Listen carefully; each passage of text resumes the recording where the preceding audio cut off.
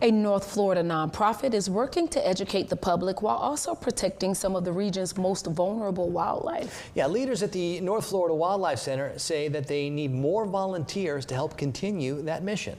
Our Brianna Shaw spoke with the center's founder about the impact they hope to make. Good morning, Brianna. Hey, good morning, Lenitra, Rob. I spoke with Ryan Rains, and he tells me the North Florida Wildlife Center is about more than just caring for animals. He says the goal here is to inspire people to care about conservation and the environment. The center works to protect wildlife through public education, outreach programs, habitat restoration, and of course the care of rare and endangered species. Volunteers help make that possible. They assist with daily operations like leading tours, preparing food for the animals, maintaining those habitats, and working inside the gift shop.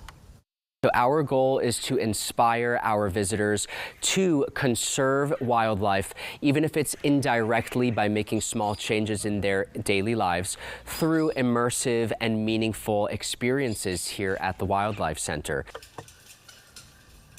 Rain says volunteers are a major part of helping the center connect with the community while continuing its conservation efforts. Now, the center is in need of more help right now. Anyone interested in volunteering must be 18 years or older. Of course, any experience with animals help, but you don't need any experience in order to volunteer. Lenitra, I mean, this is the things that a lot of nonprofits run into. They have to work with the resources they have, but of course, the more help they have, the better. All right, so hopefully some of those animal lovers can step up and help out.